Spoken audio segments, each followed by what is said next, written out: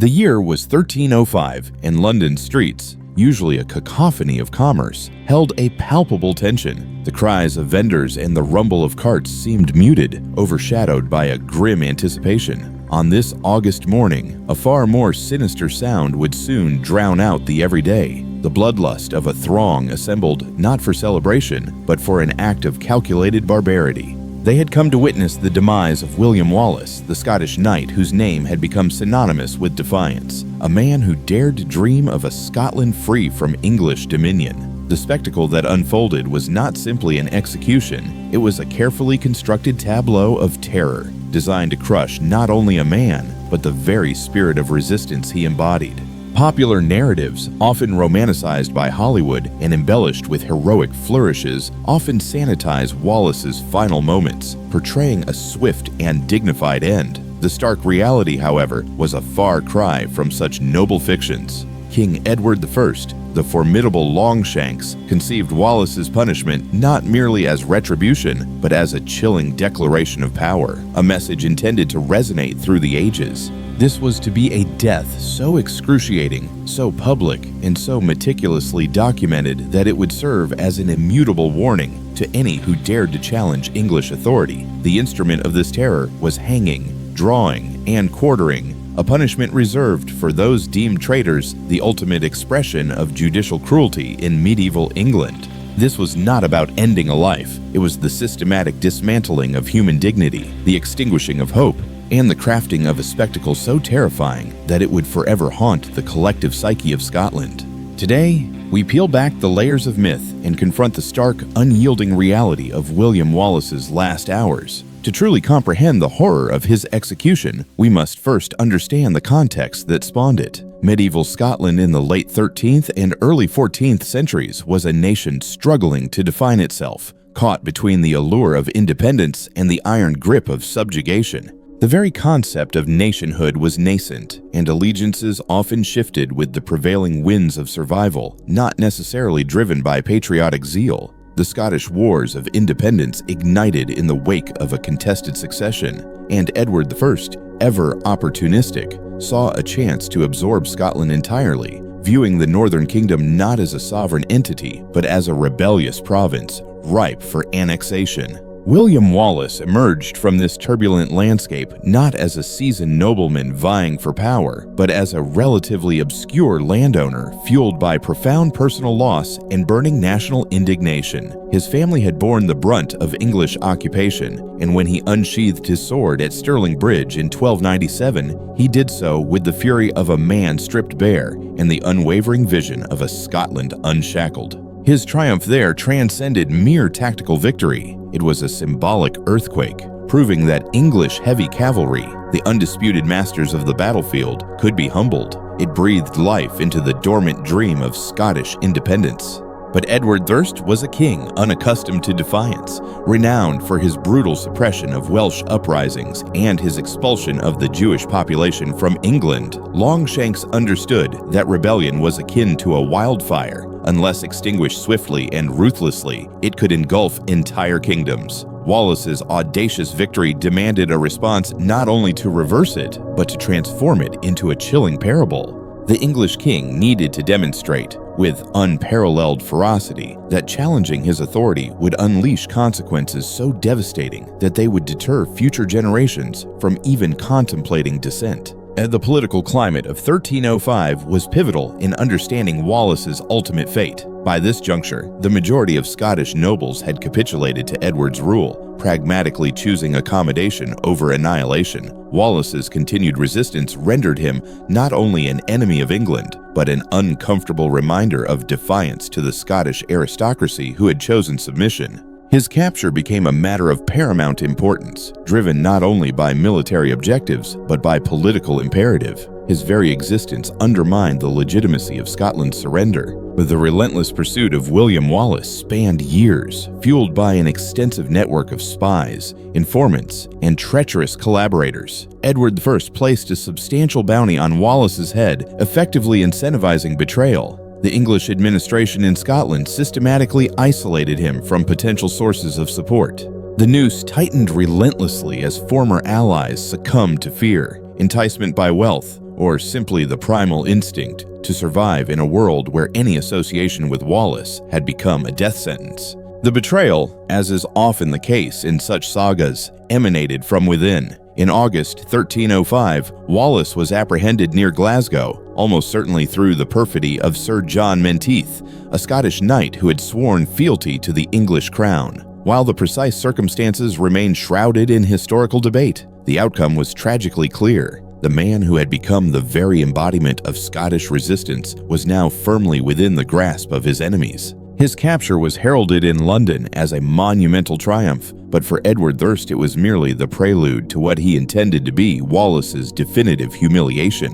The journey from Scotland to London itself was a calculated form of psychological torture, meticulously designed to break Wallace's spirit long before his physical torment began. Shackled and heavily guarded, he was paraded through English towns, where jeering crowds gathered to gawk at the infamous Scottish rebel. This was psychological warfare at its most chillingly effective, the transformation of a celebrated hero into a public spectacle, a revered leader into a mere curiosity. By the time Wallace arrived in London, he had already endured weeks of unrelenting degradation, but his agonizing ordeal was far from complete.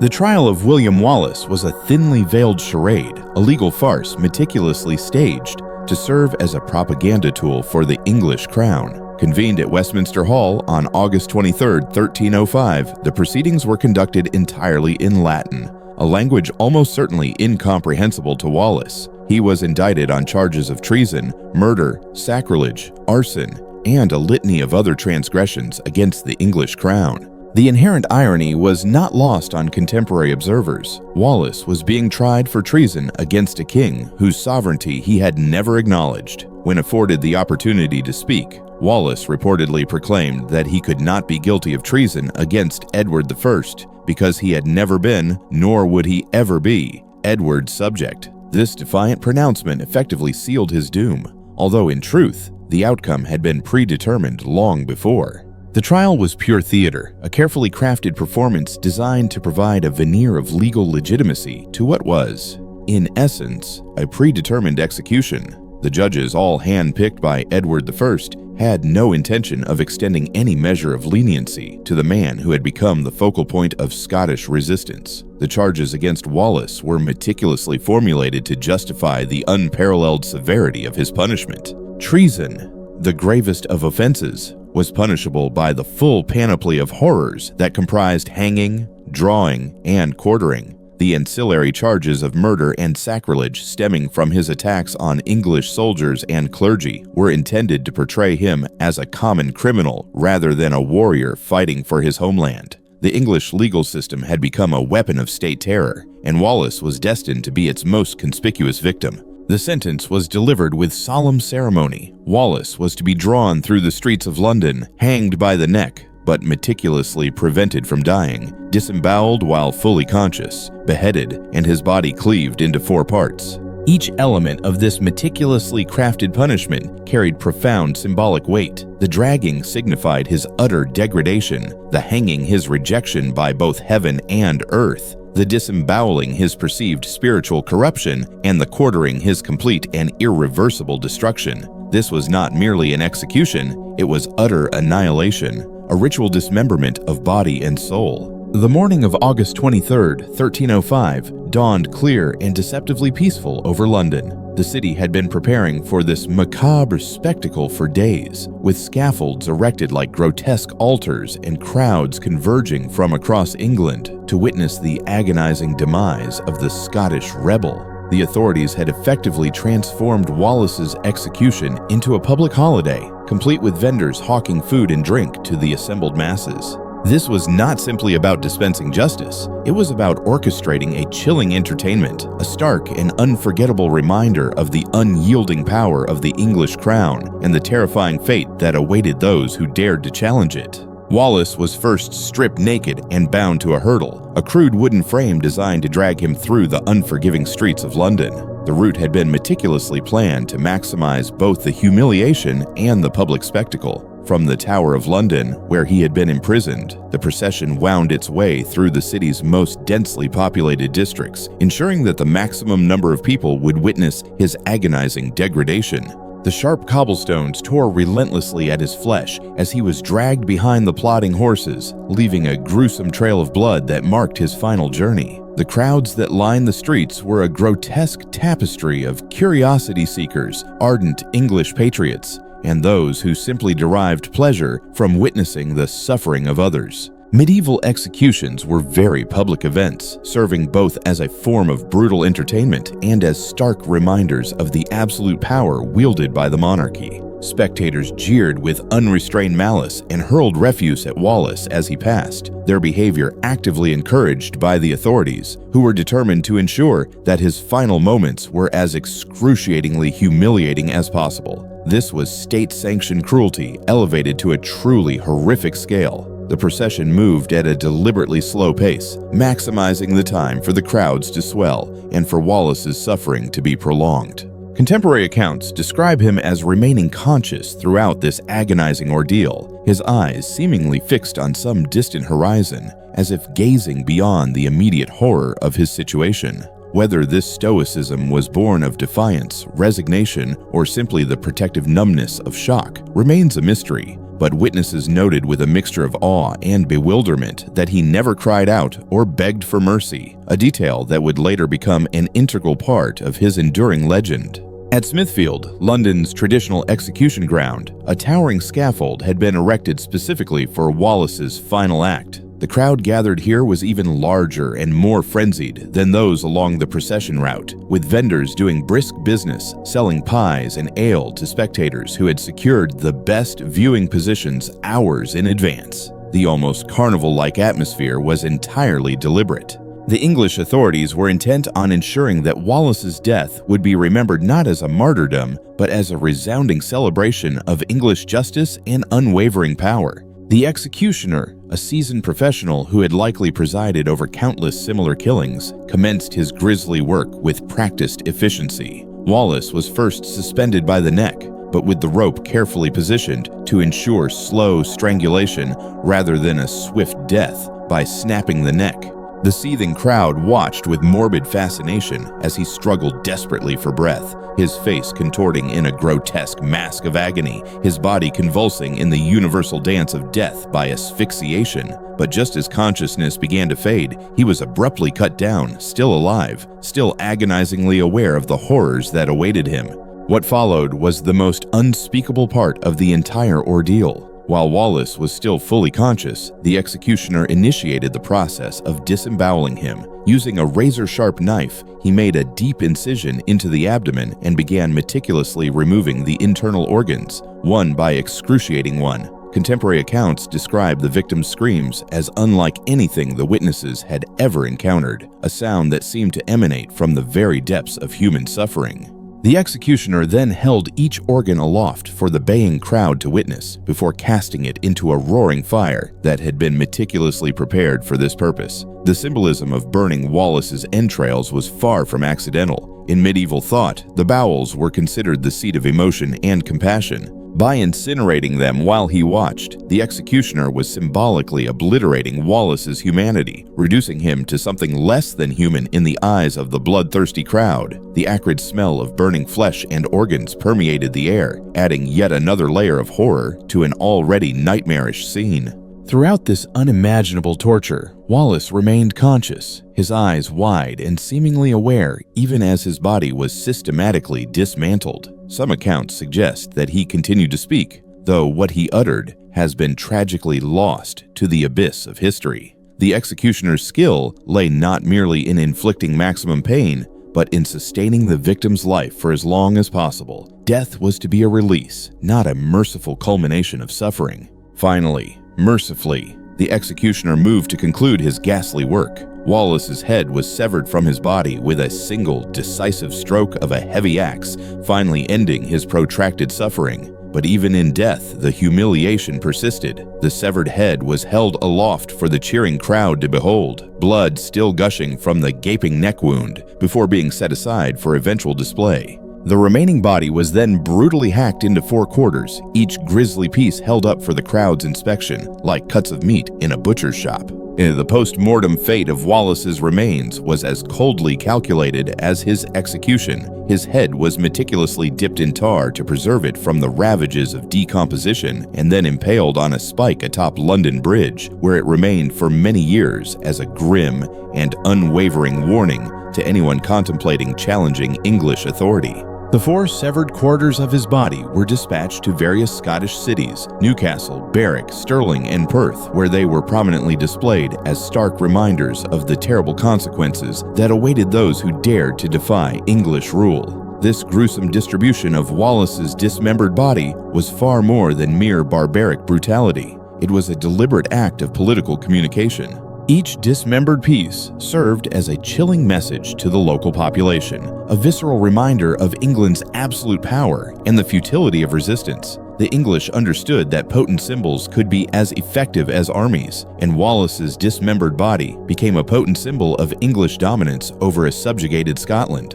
The immediate aftermath of Wallace's execution unfolded precisely as Edward Thirst had envisioned. The brutal spectacle had served its intended purpose. Scottish resistance appeared to crumble in the face of such an overwhelming demonstration of English might. Many who had once supported Wallace either fled into exile or pragmatically submitted to English rule, calculating that no cause, however noble, was worth such a horrific and agonizing death. The execution had successfully transformed a powerful symbol of resistance into a terrifying warning against future rebellion. However, Edward Thirst fundamentally misjudged the long-term Scottish reaction to Wallace's martyrdom. Rather than crushing Scottish resistance, the sheer brutality of Wallace's execution ultimately served to galvanize it. The very horror of his death became a rallying cry for those who steadfastly refused to accept English domination. Robert the Bruce, who would later ascend to the throne as King of Scotland, was reportedly spurred to action by the sheer injustice of Wallace's execution, perceiving in it the true unmasked face of English rule. The manner of Wallace's death also profoundly influenced the tactics of future Scottish resistance movements. The lesson was brutally clear. Capture by the English meant torture and humiliation beyond comprehension. This stark realization led to a more desperate and determined form of warfare, where Scottish fighters overwhelmingly preferred death in battle to the perceived horrors of surrender. Wallace's execution had inadvertently fostered a culture of no quarter, where mercy was neither expected nor given. The political ramifications of Wallace's execution rippled far beyond the borders of Scotland. Other European kingdoms watched the events unfold with a mixture of interest and horror, perceiving in them a demonstration of English methods that could, conceivably, be applied to them. The unbridled brutality of the execution became an indelible stain on England's reputation, contributing to the atmosphere of diplomatic isolation that would later complicate English foreign policy. Edward Thirst's carefully crafted message of strength had been received, but so too had the unmistakable message of unbridled cruelty. The historical documentation surrounding Wallace's execution is remarkably extensive, drawing from a multitude of contemporary sources that collectively paint a strikingly detailed picture of the event. The Lanercost Chronicle, penned by English monks, describes the execution in clinical detail, meticulously noting the crowd's reaction and the duration of Wallace's agonizing suffering. These accounts, while undeniably biased toward the English perspective, nonetheless provide invaluable insights into medieval attitudes toward justice, punishment, and the exercise of power. Scottish sources, though fewer in number, offer a starkly different perspective on the execution. The Chronicle of John of Fordun portrays Wallace as a valiant martyr who faced his agonizing death with unwavering dignity and courage, emphasizing his steadfast refusal to beg for mercy or renounce his unwavering commitment to his cause. These accounts, while perhaps colored by romanticized nationalistic fervor, vividly reflect the profound impact of Wallace's death on Scottish national consciousness and the gradual transformation of a military defeat into a profound moral victory. The legal records of Wallace's trial and execution provide what is perhaps the most objective account of the events. These meticulously preserved documents, housed in the English National Archives, reveal the extensive and careful planning that went into both the trial and the execution. Every conceivable detail was meticulously documented, from the specific charges leveled against Wallace to the precise disposal of his dismembered remains, strongly suggesting that the English authorities fully understood the profound historical significance of their actions. Witness accounts from both English and Scottish observers provide additional layers of detail, further illuminating the event. Some accounts dwell on the crowd's bloodthirsty enthusiasm, while others focus on the apparent dignity and fortitude with which Wallace faced his excruciating death. These diverse perspectives underscore the complexity of the event and its vastly different meanings for different audiences. The enduring legacy of William Wallace's execution extends far beyond the immediate political consequences of his death. In the centuries that followed, his story metamorphosed into a foundational myth of Scottish nationalism, inspiring countless generations of Scots to resist foreign domination and strive for self-determination. The sheer brutality of his execution transformed him from a failed rebel into an enduring symbol of martyrdom and unwavering resistance, proving to be far more potent in death than he had ever been in life. The execution also subtly influenced the gradual development of international law and emerging concepts of human rights. Later legal scholars would point to Wallace's barbaric treatment as a prime example of judicial cruelty that flagrantly violated fundamental principles of human dignity. The nascent notion that even enemies of the state were entitled to basic human treatment began to take root, partly as a direct reaction to such egregious excesses as Wallace's execution. The profound cultural impact of Wallace's death can be readily observed in the rich tapestry of literature, art, and music that has emerged in subsequent centuries. From medieval ballads passed down through generations to modern blockbuster films watched by millions, his story has been told and retold countless times, with each generation finding new and resonant meaning in his ultimate sacrifice. The execution scene, in particular, has become a powerful and enduring symbol of the timeless struggle between oppression and freedom, between tyranny and justice. The psychological impact on the Scottish people was both profound and enduring. Wallace's execution created a deep-seated collective trauma that became an integral part of Scottish cultural identity, a shared memory of immense suffering that united the nation in ways that mere military victory alone could never have achieved.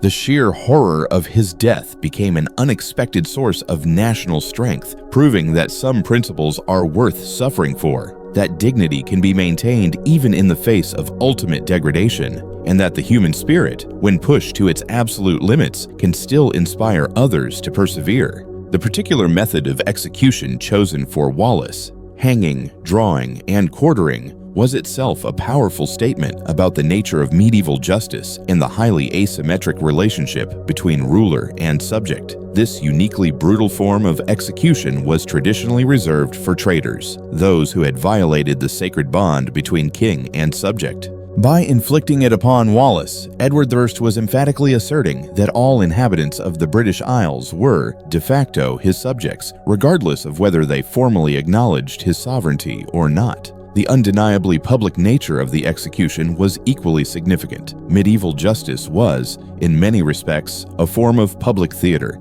meticulously designed to reinforce existing social hierarchies and entrenched political relationships through carefully orchestrated spectacle. Wallace's execution was arguably the most elaborate and meticulously staged performance of its era, involving not only the physical destruction of the victim, but also the carefully crafted psychological conditioning of the captive audience. The assembled crowd was not merely witnessing the dispensing of justice, they were actively participating in a chilling ritual of state-sponsored power. The meticulous documentation of the execution strongly suggests that the English authorities understood, perhaps implicitly, that they were creating a pivotal moment in history. The careful recording of every detail, from the precise route of the procession to the meticulously planned disposal of the dismembered body parts, clearly indicates that this event was intended to be remembered, dissected, and analyzed for generations to come. The execution was not solely about punishing William Wallace.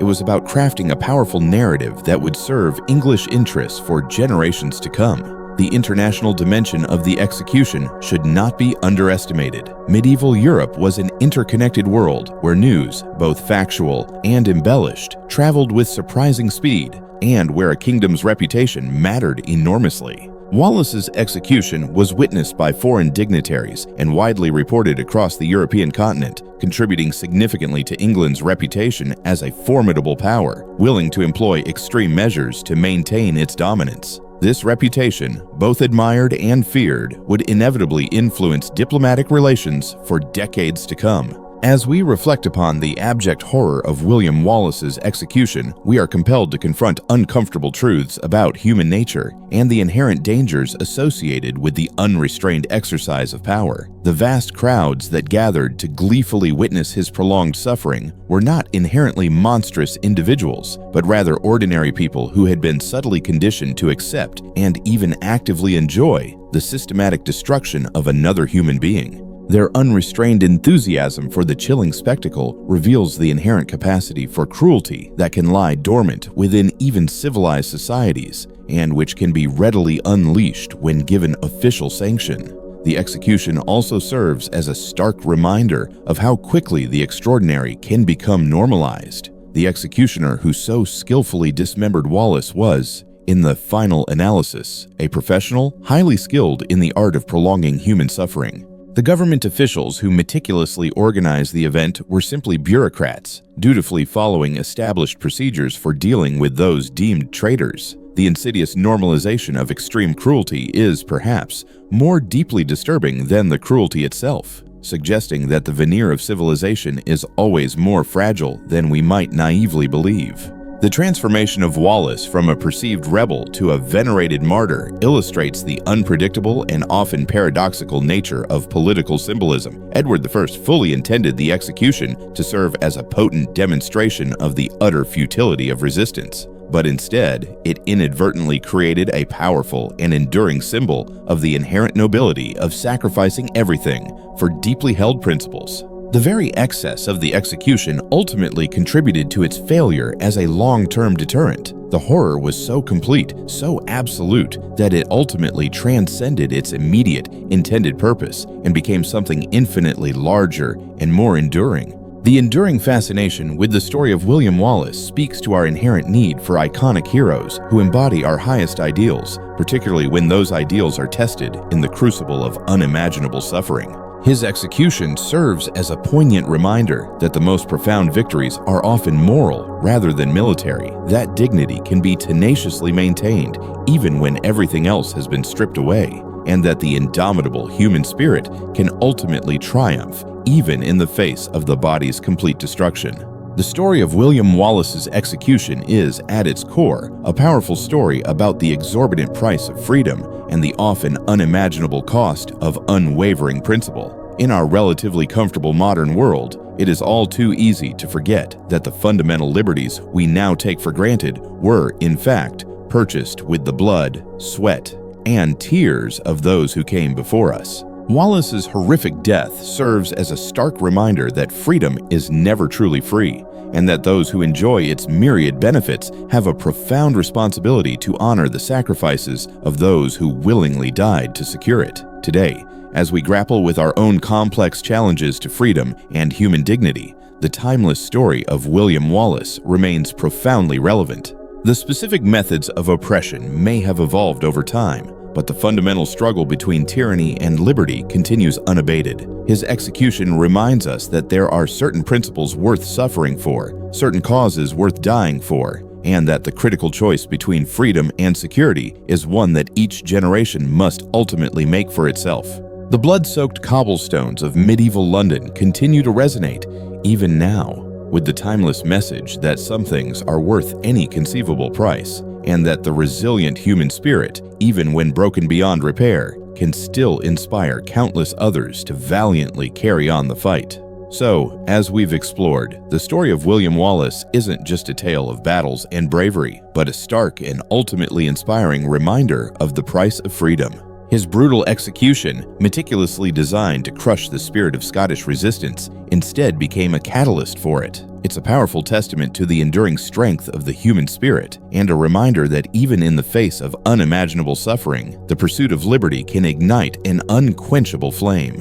What are your thoughts on Wallace's story? Do you think his sacrifice ultimately achieved its purpose? Leave a comment below, share your perspectives, or ask any questions you have. We'd love to hear from you and keep the conversation going. And if you found this exploration of history insightful, please consider subscribing. We'll be diving into more compelling stories from the past, uncovering the truth behind the legends, and examining how these historical events continue to shape our world. Don't miss out on future videos.